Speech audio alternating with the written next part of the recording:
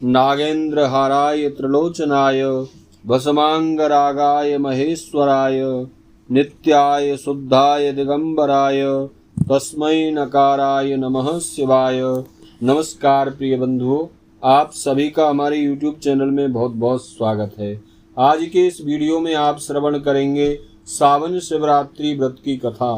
सावन शिवरात्रि का जो भक्त श्रद्धा भक्ति के साथ व्रत करते हैं और भगवान महादेव की शिवरात्रि व्रत की कथा को श्रवण करते हैं, उन भक्तों को भगवान शिव की कृपा प्राप्त होती है और भगवान महादेव उनके सभी कष्टों को दूर कर देते हैं।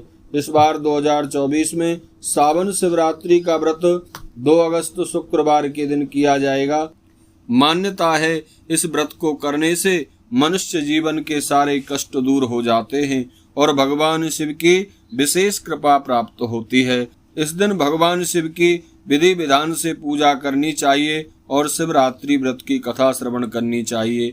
आइए श्रवण करते हैं सावन शिवरात्रि व्रत की कथा। एक बार प्रेम से कहिए, बोलिए शंकर भगवान की जय, पार्वती माता की जय। बंधुओं, प्राचीन काल की बात है। एक चित्रभानु नाम का शिकारी था जो जंगल में जानवरों का शिकार करके अपना घर चलाता था। शिकारी के ऊपर साहूकार का काफी कर्जा था, लेकिन कर्ज न चुका सकने के कारण क्रोधित होकर साहूकार ने शिकारी को बंदी बना लिया था। जिस दिन साहूकार ने उसे बंदी बनाया था वह शिवरात्रि का दिन था। बंदी रहते हुए शिकारी शिव संबंधी धार्मिक बातें सुन रहा था। वहीं उसने शिवरात्रि व्रत की कथा भी सुनी। शिकारी का पूरा दिन जैसे तैसे गुजर गया। शाम को साहूकार ने चित्रभानु को 1 दिन का समय दिया कर्जा चुकाने के लिए और उसे छोड़ दिया।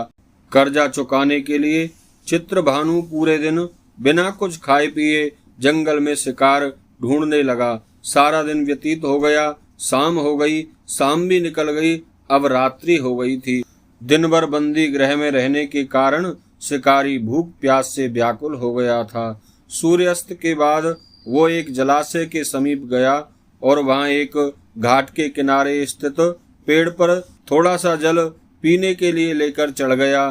शिकारी को पूरी उम्मीद थी कि कोई ना कोई जानवर अपनी प्यास बुझाने इस घाट के पास जरूर आएगा। शिकारी बेलपत्र के पेड़ पर था और उसी पेड़ के नीचे एक शिवलिंग भी था जो बेलपत्रों से ढका हुआ था। भूख और प्यास से थका वह उसी मचान पर बैठ गया। शिकारी ने मचान बनाते समय जैसे ही टहनियां तोड़ी वे संयोग से शिवलिंग पर जा गिरी। इस तरह दिन भर भूखे प्यासे रहकर शिकारी का अनजाने में शिवरात्रि व्रत का भी पूजन हो गया और शिवलिंग पर बिल्वपत्र भी चढ़ गए। इस तरह से रात्रि का 1 प्रहर बीत जाने पर एक गर्भिणी मृगी तालाब के किनारे पानी पीने के लिए पहुंची। शिकारी ने उसे देखकर धनुष पर तीर चढ़ा दिया और ज्यों ही वो प्रत्यंचा खींचने लगा उसके हाथ के धक्के से कुछ पत्ते और जल की कुछ बूंदें नीचे शिवलिंग पर गिर गईं और अनजाने में ही शिकारी की रात्रि के पहले प्रहर की पूजा हो गई। मृगी बोली, हे शिकारी, मैं गर्भिणी हूँ और शीघ्र ही प्रसव करूंगी। तुम एक साथ 2 जीवों की हत्या का पाप अपने सिर पर ना लो। मैं अपने बच्चे को जन्म देकर शीघ्र ही तुम्हारे पास वापस आ जाऊंगी, तब मार लेना मुझे। शिकारी ने प्रत्यंचा ढीली कर दी और मृगी को जाने दिया। कुछ ही देर के बाद एक और मृगी वहां से निकली। शिकारी ने उसे देखकर धनुष पर बाण चढ़ा दिया। इस तरह अनजाने में शिकारी से कुछ और बेलपत्र नीचे शिवलिंग पर जा गिरे और अनायास ही शिकारी की दूसरे प्रहर की पूजा भी पूरी हो गई। मृगी ने विनम्रता पूर्वक शिकारी से निवेदन किया कि मैं थोड़ी देर पहले ऋतु से निवृत्त हुई हूँ, अपने प्रिय पति को खोज रही हूँ। मैं अपने पति से मिलकर शीघ्र ही वापस आ जाऊंगी।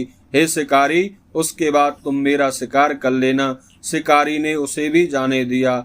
2 शिकार को खोकर शिकारी चिंता में पड़ गया था। रात्रि का आखिरी पहर बीतने को था कि तभी एक अन्य मृगी अपने बच्चे के साथ उधर से निकली। शिकारी ने उसे देख तुरंत धनुष पर तीर चढ़ा दिया और वो तीर छूटने ही वाला था कि मृगी बोली, मैं इन बच्चों इनके पिता के हवाले करके लौट आऊंगी। इस समय मुझे मत मारो। शिकारी ने कहा, मैं सामने आए शिकार को कैसे जाने दूं? इससे पहले भी मैं 2 बार अपना शिकार खो चुका हूँ। मेरे बच्चे भूख प्यास से व्याकुल होंगे। मृगी ने शिकारी की बात सुनकर कहा कि जैसे तुम्हें अपने बच्चों की ममता सता रही है, वैसे ही मुझे भी इनकी फिक्र है। इसलिए मेरे बच्चों का सोचते हुए मुझे थोड़ी देर के लिए जीवन दान दे दो। मेरा विश्वास करो, मैं इन्हें इनके पिता को सौंपकर तुम्हारे पास अवश्य ही लौट आऊंगी। मृगी की बात सुनकर शिकारी को उस पर भी दया आ गई। उसने उसे भी जाने दिया। शिकार न कर पाने के कारण परेशान होकर पेड़ पर बैठा शिकारी बेलपत्र के पत्ते तोड़कर नीचे फेंकता जा रहा था। इस तरह उससे रात्रि के तीसरे प्रहर की पूजा भी संपन्न हो गई। पौ फटने को हुई तो एक मृग उसी रास्ते पर आया। शिकारी ने सोचा कि चाहे कुछ भी हो जाए, इस बार वो शिकार करके ही रहेगा। शिकारी की तनी प्रत्यंचा देखकर मृग ने विनीत स्वर में कहा, यदि तुमने मुझसे पहले आने वाली 3 मृगियों को और उनके छोटे छोटे बच्चों को मार डाला है, तो मुझे भी शीघ्र मार दो, ताकि मुझे उनके वियोग का दुख न सहना पड़े। मैं उन मृगियों का पति हूँ। यदि तुमने उन्हें जीवन दान दिया है, तो मुझे भी कुछ समय के लिए जीवन दान दे दो। मैं उनसे मिलकर जल्द ही तुम्हारे पास लौट आऊंगा और तुम मेरा शिकार कर लेना। मृग की बात सुनकर शिकारी ने मृग को सारी बात सुना दी। तब मृग ने कहा, वो तीनों मेरी पत्नियां थीं।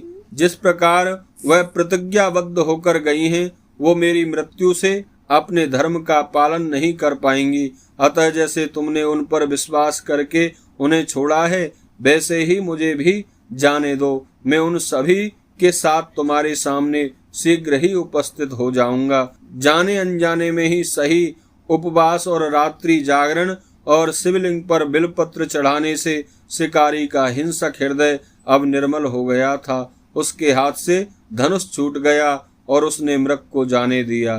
थोड़ी देर में वह मृग सपरिवार शिकारी के सामने उपस्थित हो गया, किंतु जंगली पशुओं की ऐसी सत्यता और सामूहिक प्रेम भावना देखकर शिकारी को बड़ी ग्लानि महसूस हुई। उसके नेत्रों से आंसू निकलने लगे। उसने मृग परिवार को जाने दिया और अपने कठोर हृदय को जीव हिंसा से सदा के लिए हटा दिया। शिकारी के ऐसा करने पर भगवान शंकर ने प्रसन्न होकर उसे दर्शन दिए और उसे सुख समृद्धि का वरदान देकर उसे गुहु नाम प्रदान किया। बोलिए शंकर भगवान की जय।